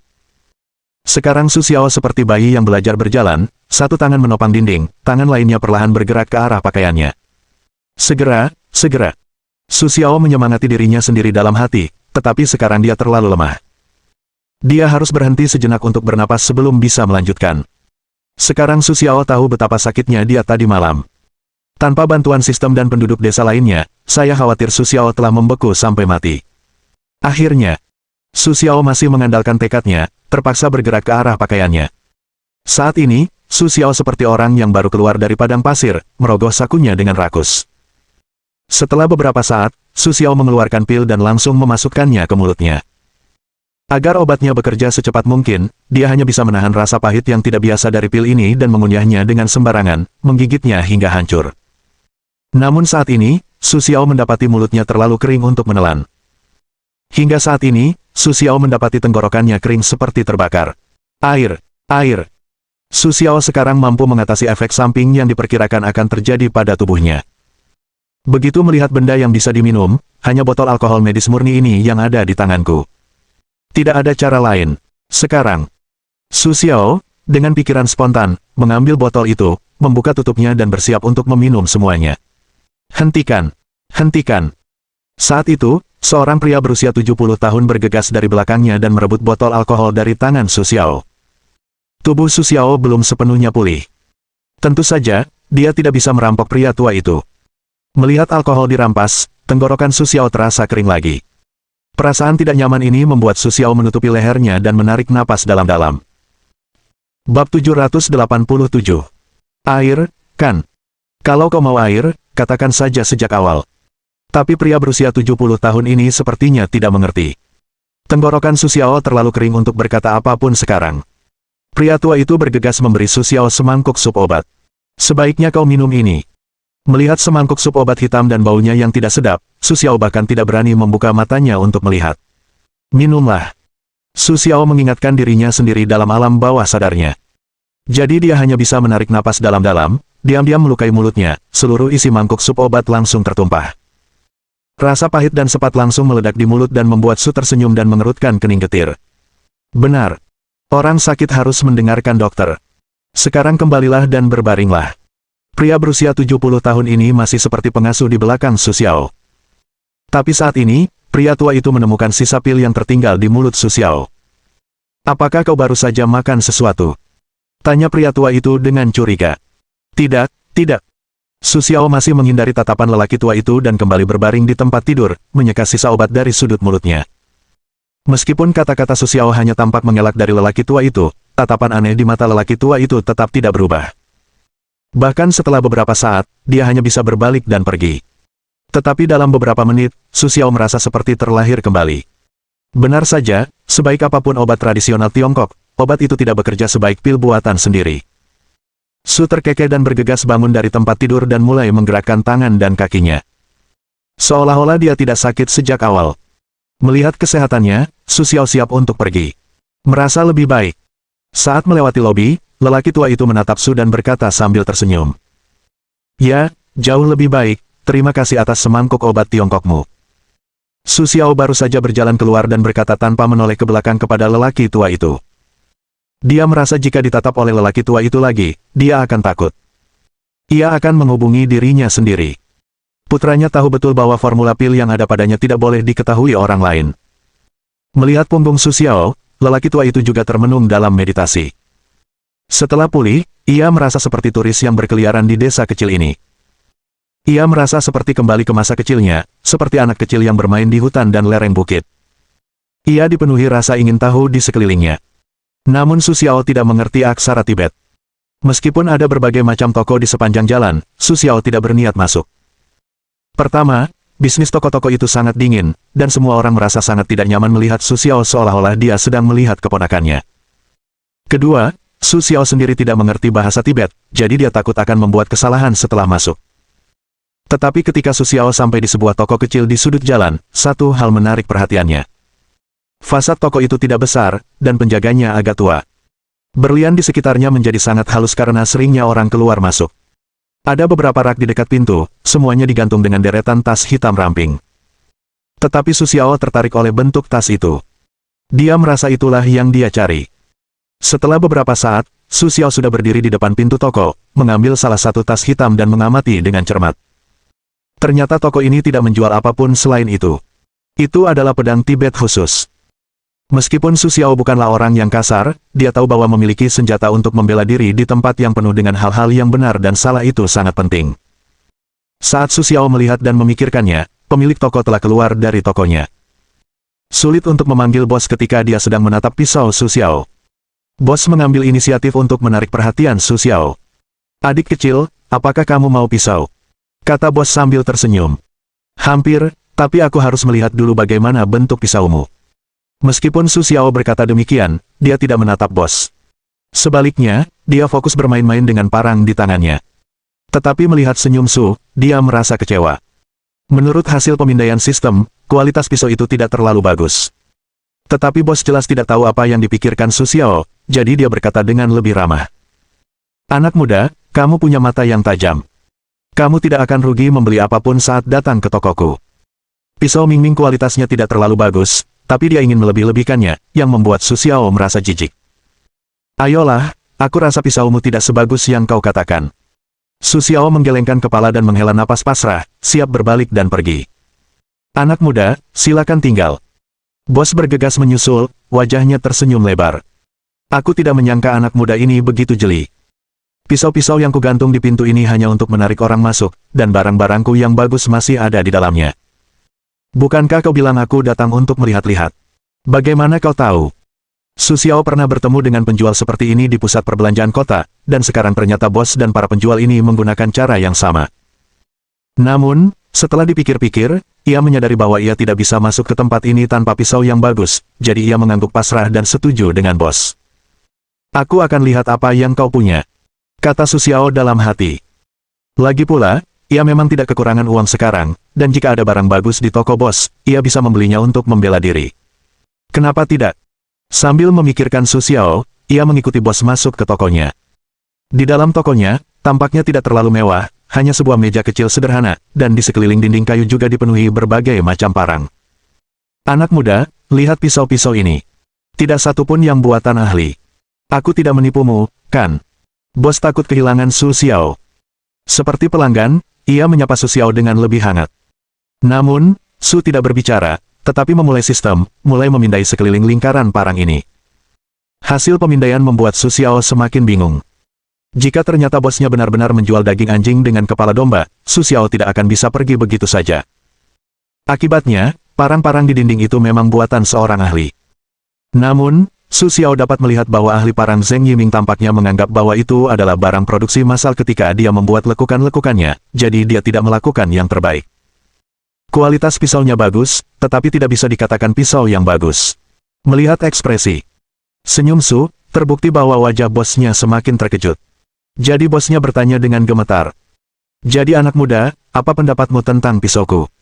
Tapi Su Xiao hanya menoleh untuk melirik bosnya, atau menggelengkan kepalanya dan berkata, pisau-pisau ini jauh lebih baik daripada yang tergantung di pintu Anda, tetapi masih jauh dari yang bagus. Saat Su tertawa, bosnya mundur 3 langkah karena ketakutan.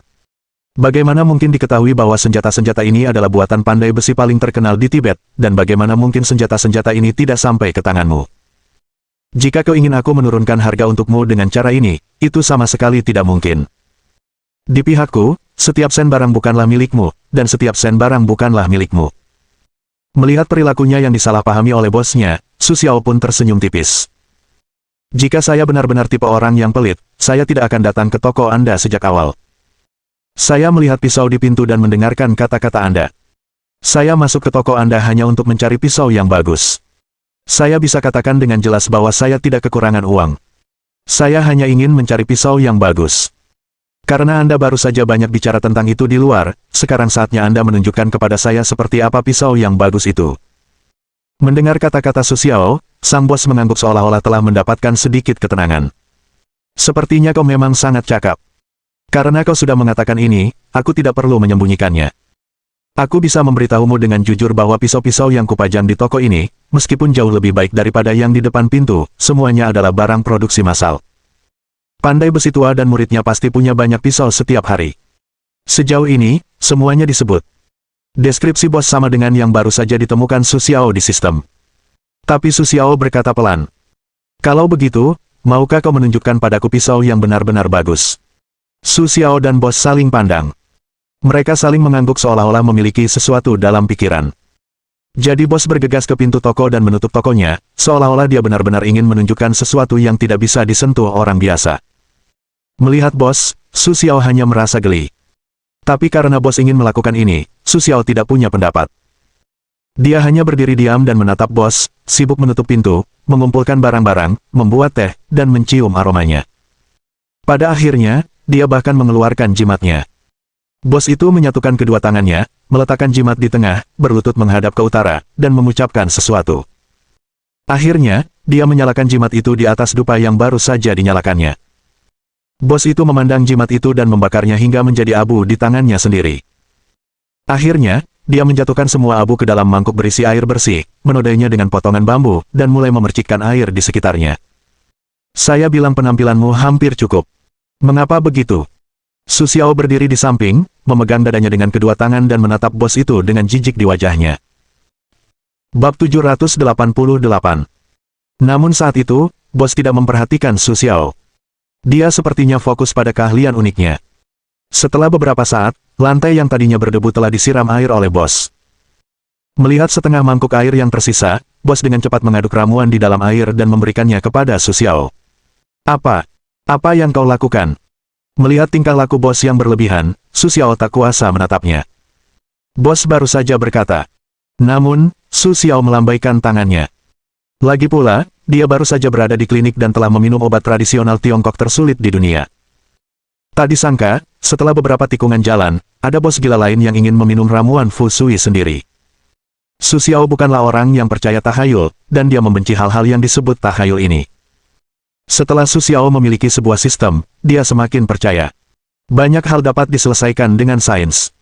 Jika ingin melihatnya, harus meminumnya. Bos terus berkata dengan penuh keyakinan kepada Su Xiao. Su Xiao kemudian sedikit menengadahkan kepalanya dan melihat air Fu di dalam mangkuk. Sistem. Saat ini, Su Xiao ingin memanggil sistem dalam pikirannya. Sistem baik-baik saja. Suara sistem kembali terdengar di benaknya. Bantu aku mencari tahu apakah ada masalah dengan air di mangkuk ini. Namun, hasil pencarian berulang oleh sistem menunjukkan bahwa air di mangkuk tersebut bercampur dengan banyak abu, yang dapat menyebabkan masalah perut setelah diminum. Selain itu, tidak ada bahan lain. Su Xiao mengangkat kepalanya dan menatap bos yang tampak serius. Dia tahu bahwa apa yang dilihatnya sekarang seharusnya semacam upacara misterius. Tapi apa yang begitu penting? Bahkan seorang pemilik bisnis pun harus mematuhinya. Jika aku tidak minum air di mangkuk ini, aku tidak akan melihat pisau yang bagus, kan? Tanya Su Xiao ragu-ragu. Ya, jika kamu tidak meminumnya, kamu tidak akan pernah melihatnya seumur hidupmu. Su Xiao ingin melihat air keruh itu lagi, dan akhirnya dia menyerah. Pasti masuk akal jika trik pemilik penginapan terlihat seperti ini. Su Xiao tidak ingin melihat banyak hal sekarang. Dia hanya ingin melihat trik apa yang bisa dilakukan di belakang bos. Su Xiao hanya bisa menarik napas, dengan cepat mengambil mangkuk air keruh milik bos, membuka mulutnya dan meminumnya. Tak lama kemudian, seluruh isi mangkuk habis dituang oleh Su Xiao. Sebelum tetes air terakhir mengalir ke tenggorokannya, Su Xiao sudah merasa mulutnya dipenuhi jelaga dan bau aneh kecemasan keluar dari mulutnya. Su Xiao bahkan tak berani bernapas. Setelah melihat Su Xiao meminum semangkuk air itu, bos akhirnya mengangguk puas dan meletakkan mangkuk itu dengan hikmat. Jadi, saatnya menunjukkan pedang legendarismu padaku. Kata Sue kepada bos sambil tersenyum. Bos juga mengangguk dengan hikmat. Dengan begitu banyak orang yang datang dan pergi, kaulah satu-satunya yang berani meminum semangkuk air ini. Aku sangat mengagumimu. Karena keberanianmu itulah aku rela menunjukkan pedang yang bagus padamu. Tapi ada satu hal yang ingin kukatakan padamu. Aku baru saja membuat kesalahan, bukan hanya untuk menguji keberanianmu, tetapi untuk... Ketika bos mengatakan itu, dia tiba-tiba berhenti. Dia berpura-pura sangat misterius dan berkata kepada Su Xiao. Pengusiran setan. Apa yang dikatakan bos sepertinya bukan lelucon. Su Xiao ketakutan melihat ekspresi bos. Kau bercanda, kan? Su Xiao tidak percaya telinganya. Dia baru saja mendengar sesuatu. Lagi pula, sebagai pria yang telah lama tinggal di kota, dia tidak akan mempercayai legenda aneh ini. Namun, sang bos tidak memperhatikan senyum Su, melainkan melanjutkan. Pisau ini milik pandai besi tua, benda yang paling disesali. Saat bos mengatakan ini, suasana menjadi suram. Su Xiao seolah mendengar angin, dan mulai mendekat dari celah pintu. Rumah kayu itu pun berderak. Namun, bos mengabaikannya dan melanjutkan. Sebelumnya ada 5 pemilik pisau ini, tetapi tanpa terkecuali, kelima pemilik itu semuanya terbunuh oleh pisau mereka sendiri. Di saat-saat terakhir hidup mereka, kelima pemilik sebelumnya jatuh ke dalam kegilaan, seolah-olah pikiran dan akal sehat mereka telah sepenuhnya salah. Namun Su Xiao masih tidak percaya dengan apa yang dikatakan bos. Melihat ekspresi Su Xiao, bos juga mengangkat bahu tanpa daya. Itulah mengapa aku takut menunjukkan pisau ini, karena ada begitu banyak dosa di dalamnya. Apakah kau yakin ingin melihat pisau ini? Namun mendengar itu, Su Xiao tak kuasa menahan amarahnya. Kau bercanda, kan? Butuh waktu lama bagimu untuk mengatakan itu padaku. Tapi Su Xiao tahu bahwa karena semuanya sudah sampai pada tahap ini, sayang sekali jika dia melihat pisau ini. Lihat. Su tersenyum tipis. Bagus. Bagus. Aku kagum dengan keberanianmu. Sambil berkata demikian, bosnya perlahan mengeluarkan sebuah kotak kayu kecil dari bawah meja. Su Xiao tidak tahu seperti apa kotak kayu itu, tetapi benda itu dibungkus dengan lapisan kain hitam di bagian luar. Kain dan kotak ini adalah segel terakhir. Kain ini dibuat khusus oleh seorang biksu yang tidak dikenal untuk menyegel dosa-dosa di dalam kotak ini. Bos menarik napas dalam-dalam dan perlahan mengangkat kain itu. Su Xiao melihat dengan saksama dan menemukan bahwa ada kotak buah persik yang panjang dan tipis terbungkus di bawah kain itu. Meskipun Su Xiao bukan orang yang percaya tahayul, dia pernah mendengar bahwa kayu persik dapat mengusir roh jahat. Inilah sebabnya mengapa banyak penganut tahu menggunakan pedang persik. Begitu kain itu diangkat, kotak persik yang terbungkus di bawahnya menyebarkan aroma pohon persik. Meskipun baunya enak, Su Xiao mengatakan kepadanya bahwa aromanya tidak biasa. Kalau begitu, aku akan membukanya. Bos sepertinya mengatakan ini pada dirinya sendiri, seolah-olah diam-diam menyemangati dirinya sendiri. Su Xiao tidak berbicara, hanya memperhatikan bos perlahan membuka kotak kayu itu. Benar saja, saat kotak kayu itu dibuka, udara hitam tiba-tiba keluar dari kotak itu. Bos segera menggerakkan tangannya dan mengecilkannya kembali. Meskipun Su Xiao tidak tahu apa konsekuensinya jika bos tidak berhenti tepat waktu.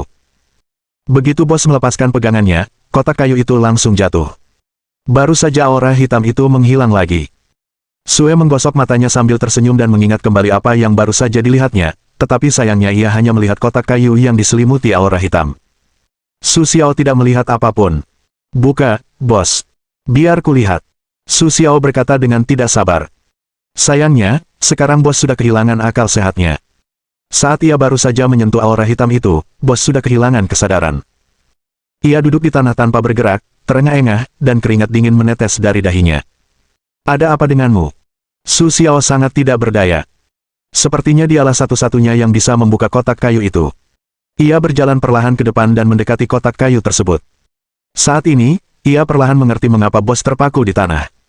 Ternyata setiap kali mereka melangkah ke dalam kotak kayu itu, mereka akan mendengar berbagai macam ocehan aneh. Namun, rasa ingin tahu yang kuat tetap mendorong Su Xiao untuk maju dan perlahan mendekati kotak kayu itu. Ia mengulurkan tangannya untuk menyentuh permukaan kotak kayu berwarna peach itu.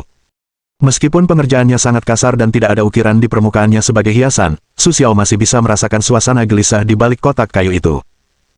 Melihat Su Xiao hendak membuka kotak kayu itu, bosnya berteriak dengan tergesa-gesa. Tidak. Jangan pernah membukanya. Su Xiao menoleh menatap bosnya dengan jijik dan menghela napas. Kau baru saja bilang akan membukanya, tapi sekarang kau tidak membukanya. Apa yang kau inginkan? Bosnya marah dan mencoba menenangkan diri. Yang tidak kuketahui sekarang adalah apa yang akan terjadi ketika kau membuka kotak kayu ini. Meskipun aku sudah tua, aku masih ingin hidup dan tidak ingin mati.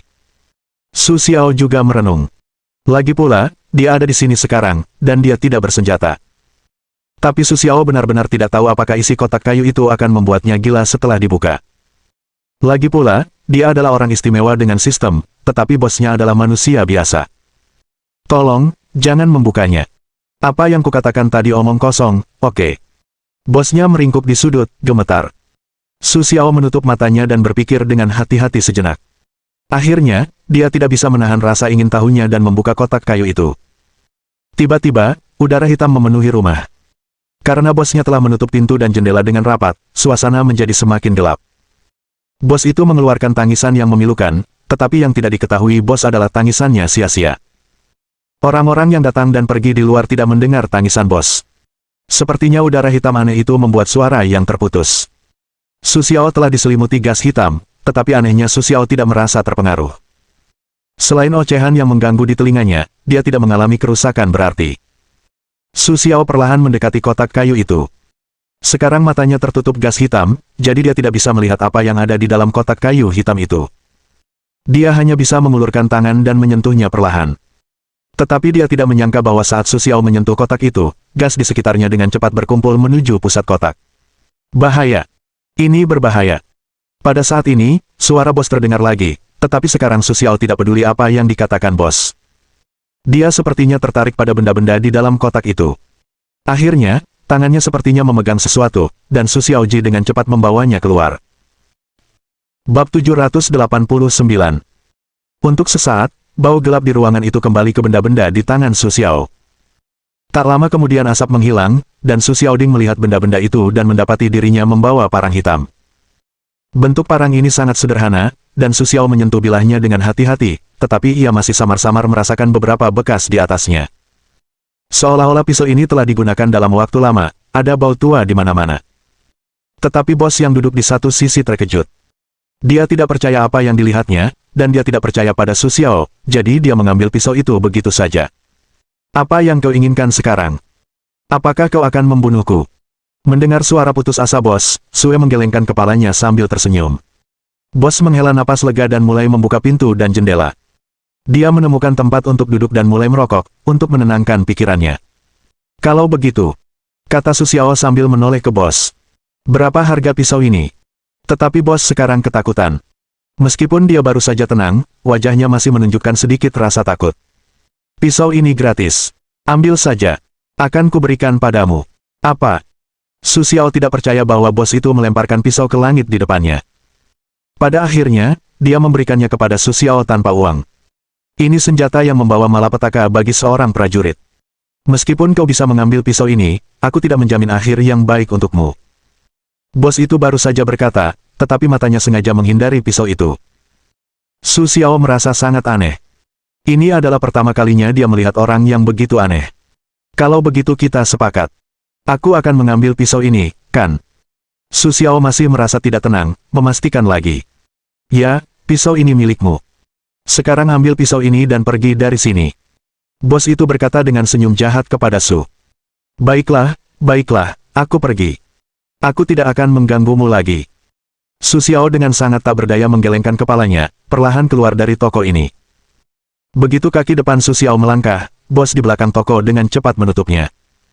Sepertinya bos masih butuh waktu untuk menenangkan diri. Lagi pula, apa yang baru saja terjadi bukanlah sesuatu yang bisa ditanggung orang biasa, tetapi Su Xiao berbeda. Lagi pula, dia sendiri pernah melihat hal-hal aneh ini. Lalu, apa nama pisau ini? Su Xiao menatap pisau di tangannya dengan saksama. Namun yang mengejutkan Su Xiao adalah meskipun dia berada di bawah sinar matahari, pisau di tangannya tetap gelap dan tidak ada cahaya sama sekali. Seolah-olah pisau ini dapat menyerap semua cahaya. Namun saat ini, Su Xiao teringat kembali perkataan bosnya.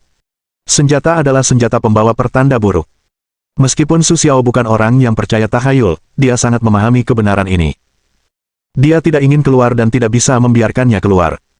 Jika tidak, dia akan menarik perhatian orang-orang yang membawa pertanda buruk. Sambil tersenyum, dia mengambil kain dari pinggir jalan dan membungkus pisau itu. Sekarang pisau itu terbungkus lagi. Namun Su Xiao masih bisa merasakan aliran udara di dalam pisau itu. Setelah menyimpan pisau itu, Su Xiao pergi ke rumah sewanya. Tapi entah kenapa, sekarang orang-orang yang lewat di sepanjang jalan tampak lebih ramah padanya. Sepertinya Zuoma telah menjelaskan dengan jelas kepada tetangga di sekitarnya bahwa Su Xiao bukanlah penjahat. Begitu Su Xiao kembali ke rumah sewanya, dia langsung mengingatkan Su Xiao bahwa ada seorang pria di halaman belakang rumahnya. Namun Su Xiao kali ini tidak setajam sebelumnya, karena dia tahu persis siapa yang akan datang kepadanya.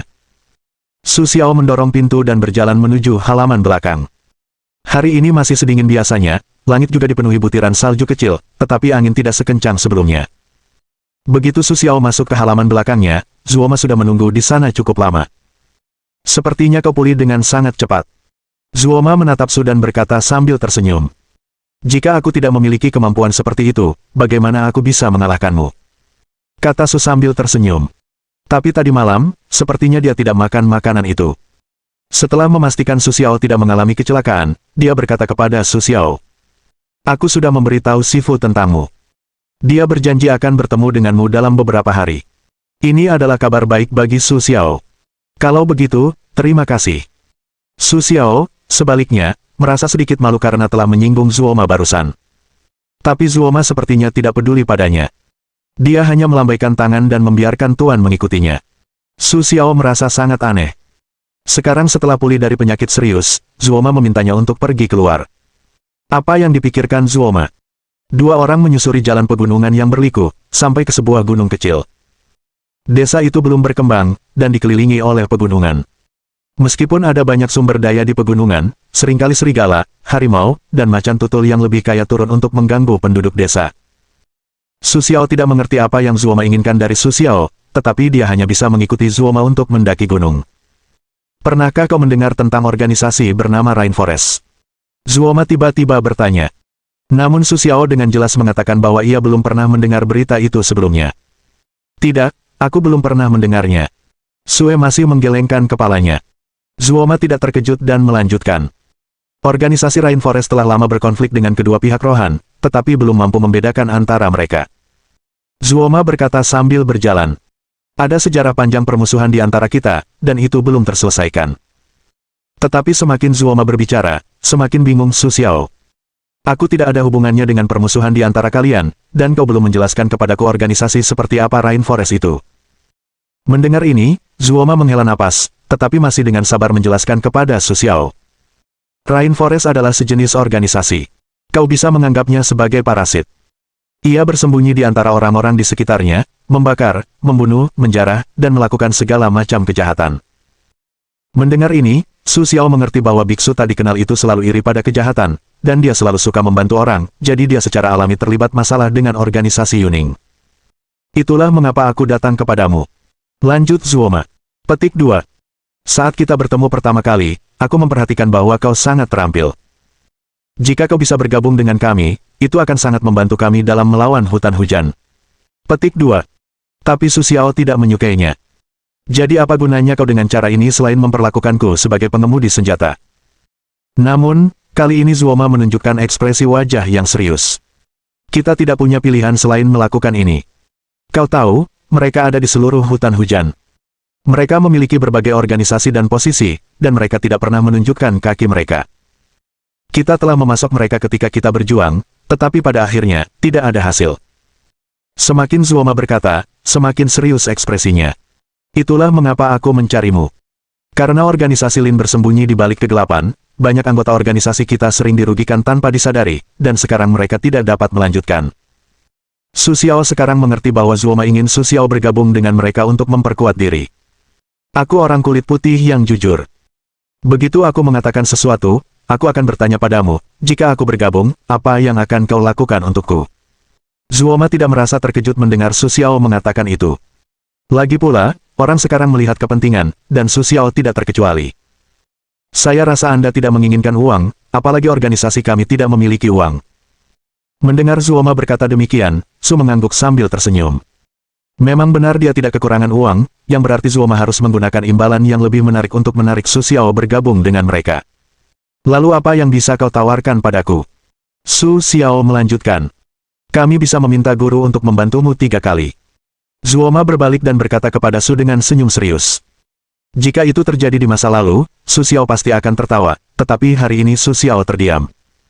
Dia sangat memahami kemampuan biksu tak dikenal itu. Bagaimana? Apakah kau setuju? Su Xiao, saat ini, berpikir dengan cermat. Sebelumnya, dia mendengar Lao Liu mengatakan bahwa orang tua Zhang Xiaofeng semuanya dirugikan oleh ilmu hitam, tetapi Su Xiao belum pernah mendengar atau berhubungan dengan ilmu hitam. Namun, menurut Lao Liu, kesepian sangat beracun, dan seringkali dapat bersembunyi di kegelapan, diam-diam merugikan orang. Jika Lao Liu tidak mendengarnya saat itu, dia tidak akan menyentuhnya. Untuk berurusan dengannya dengan cara ini, dia mungkin membutuhkan bantuan biksu tak dikenal itu. Oke, aku mengerti. Tidak apa-apa kau mengajukan tawaran ini. Ini memenuhi persyaratanku. Sue mengangguk sambil tersenyum. Melihat Su Xiao setuju, Zuoma tidak banyak bertanya, tetapi terus memimpin Su Xiao maju. Kini mereka berdua telah mendekati puncak gunung, tetapi Su Xiao masih tidak tahu mengapa ia membawanya ke sini tadi malam. Tak lama kemudian, Su Xiao Yue dapat melihat sekelompok bangunan. Namun ini bukanlah kompleks bangunan, melainkan beberapa rumah kecil. Rumah-rumah kecil itu dikelilingi lingkaran, dan bagian tengahnya seperti taman bermain. Ketika Su Xiao semakin dekat, ia dapat melihat beberapa orang di tengah taman bermain yang tampaknya sedang berlatih bela diri. Zuoma, kau kembali. Melihat Zuoma mendekati taman bermain di tengah, seorang pria yang sedang berlatih bela diri menghentikan latihannya dan menoleh ke arah Zuoma. Pria ini tampak seperti harimau. Di cuaca sedingin ini, ia hanya mengenakan rompi dan celana panjang untuk berlatih bela diri di tengah taman bermain. Terlihat jelas bahwa fisik pria ini pasti sangat luar biasa. Namun, pria kuat itu melihat Su Xiao di belakang Zuoma. Dia menatap Su dengan saksama dan tertawa, tubuhnya yang agak kurus tampak sangat meremehkan. Petik 2. Aku bilang Zuoma, bagaimana kau membawa orang-orang pengangguran ini? Mendengar ini, Su Xiao sangat kesal. Bab 790. Zuoma dengan ramah mengajak dirinya bergabung, tetapi ia malah diejek oleh orang lain. Beruang Grizzly, jangan bicara omong kosong. Zuoma mengerutkan kening, dan ada rasa bersalah di wajahnya. Tapi aku tidak menyangka bahwa pria yang begitu garang ini benar-benar diam dan tidak berbicara lagi. Aku tidak menyangka ada orang di organisasimu yang begitu menghormati wanita. Su berkata sambil tersenyum. Orang-orang yang berakal sehat dapat mendengar bagian ini.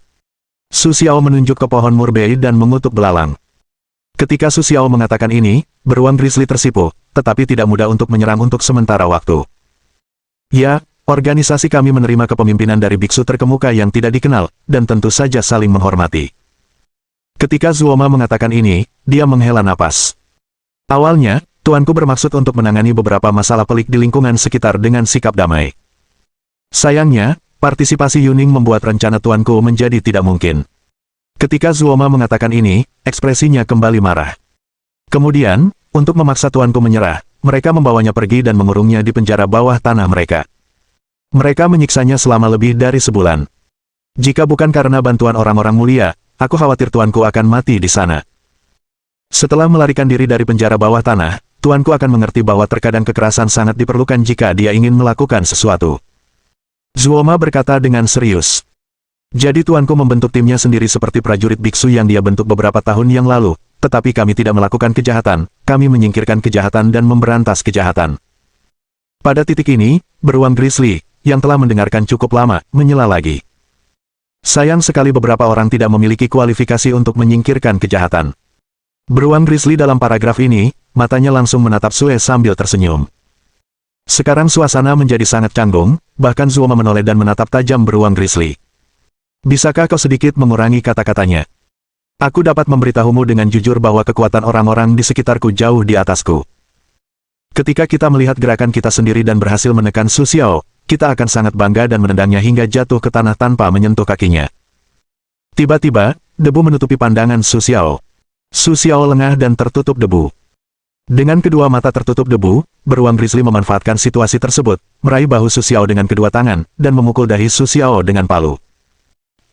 Mohon dukungan dari omom ante-ante sekalian, buat subscribe atau sharekan novel Mimin ke Facebook kalian, agar channel Mimin bisa terus berkembang.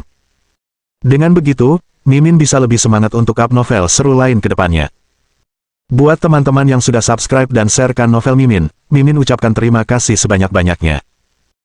Sekiranya teman-teman menghadapi masalah video diputar dalam bahasa Inggris, coba tukar kepada bahasa Indonesia original melalui cara ini. Semasa mendengarkan, pencet tombol setting di atas kanan video, pilih audio track dan tukar bahasa.